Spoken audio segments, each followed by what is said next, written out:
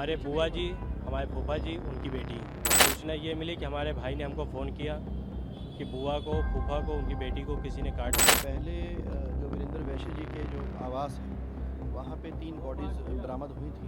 वहाँ पे एक और पुरुष की बॉडी बरामद हुई है और एक उनके परिजन के द्वारा ये बताया गया है कि ये अनुमान जताया गया है कि ये उनके बेटे अभिषेक की बॉडी हो सकती है। दीवार के ऊपर और एक बोर्ड के ऊपर ये लिखा पाया गया है कि बंटी बबली और बहू ने मारा। उत्तर प्रदेश के प्रयागराज से एक ऐसी घटना सामने आई है जिसने पूरे शहर को हिलाकर रख दिया है।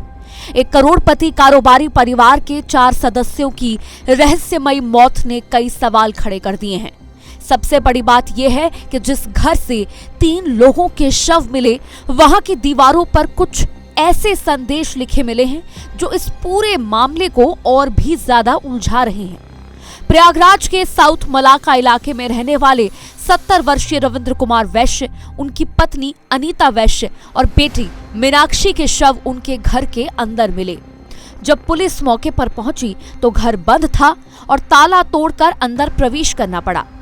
शुरुआती जांच के दौरान परिवार का बेटा अभिषेक गायब था। ऐसे में पुलिस उसकी तलाश में जुट गई।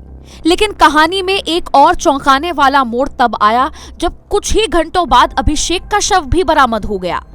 पुलिस के मुताबिक अभिषेक का शव परिवार की ही एक दुकान के अंदर मिला। बताया जा रहा है कि शव कई दिन पुराना था और पूरी तरह सड़ चुका था। इसके बाद ये मामला और ज्यादा गंभीर हो गया क्योंकि अब एक ही परिवार के 4 लोगों की मौत का रहस्य पुलिस के सामने था। जांच के दौरान पुलिस को घर की दीवारों और एक बोर्ड पर कुछ संदेश लिखे हुए मिले। इनमें बंटी बबली और बहू ने मारा है जैसे शब्द लिखे हुए थे।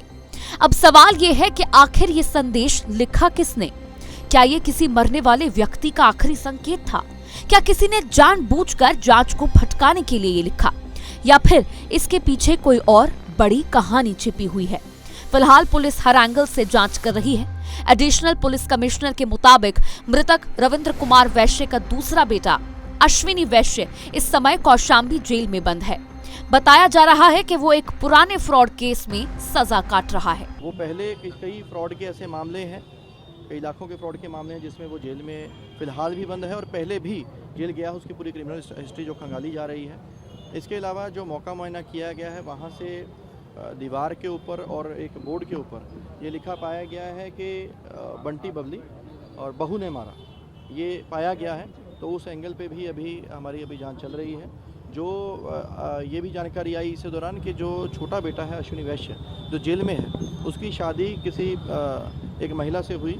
उस महिला की भी जानकारी जुटाई जा रही है और बाकी जो मौके के जो हमारी फॉरेंसिक टीम के द्वारा फिंगरप्रिंट्स और अन्य जो भी एविडेंसेस खंगाले जा रहे हैं उनके आधार पर अग्रिम कार्रवाई हो रही है। और बाकी जो आसपास के सीसीटीवी कैमराज हैं, टोटल हमारी 5 टीमों को इसमें डिप्लॉय किया है। बहुत जल्दी इसका खुलासा किया जाए। प्रारंभिक जांच में क्या पता लगा कि घटना के पीछे कारण क्या हो सकता है? देखिए, वही मैं बता रहा हूँ कि ये क्योंकि जो पारिवारिक परिजन हैं उनकी हत्या ये की गई है और किसी भारी चीज़ से मार करके ये हत्या की गई है, उनके सर पे वार करके।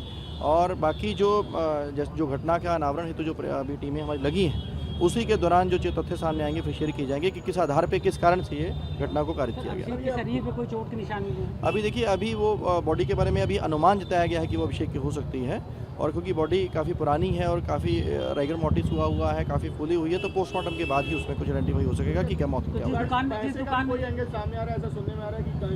क्योंकि इनके जो वीरेंद्र वैश्य थे, उनके बेटे अभिषेक वैश्य और उनका दूसरा बेटा अश्विनी वैश्य के बीच में संबंध बहुत ज़्यादा अच्छे नहीं थे।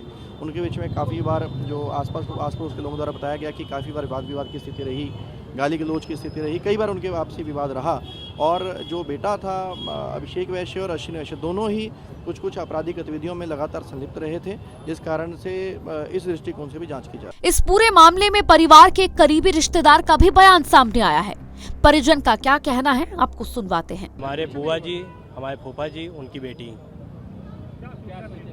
सूचना ये मिली कि हमारे भाई ने हमको फ़ोन किया कि बुआ को, फूफा को, उनकी बेटी को किसी ने काट दिया। तो हम आए और जब तक हम आए तब तक डेड बॉडी जा चुकी थी हमारे सामने।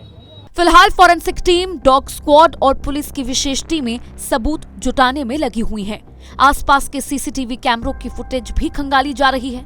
पुलिस का कहना है कि जल्द ही इस पूरे मामले का खुलासा किया जाएगा।